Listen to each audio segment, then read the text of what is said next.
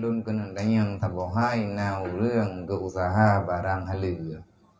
Tapi dengan cara hareumnya yang kawan. Nah caranya. Nau reung ke usaha. Barang halia. Tapi dengan cara hareum contoh ji,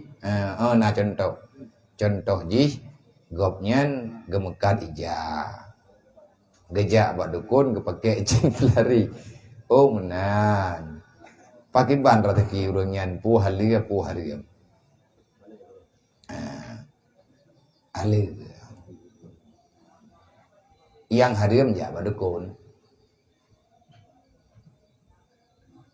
Punya gejak buat dukun dia minta doa pelari.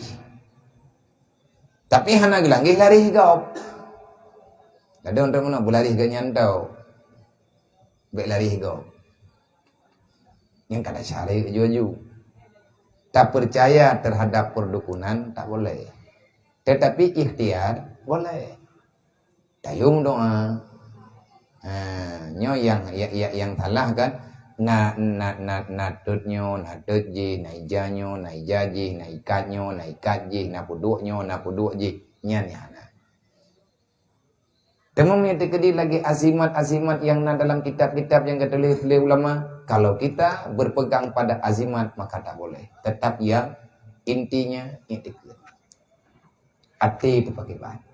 Yang dia batik aku baik di. Batik aku baik minta kapatah higot. Diri batik aku baik. Aku baik ngah anak aku baik nyan kan batik ya. Tapi kan pegah bak batik nyan anak tak pernah aja sih. Karena batiknya makhluk Allah. Tip-tip makhluk tentu saja Allah Ta'ala ada memberikan sesuatu kelebihan. Punya kelebihan yang cocok undangnya kake. Tapi yang kan gara-gara haji. Ada geberi oleh Allah. Yang atanya tapung kiri tak boleh. Karena memang atanya yang kali dicipta oleh Allah. Percaya boleh. Meyakini dengan hakul yakin itu yang terlarang.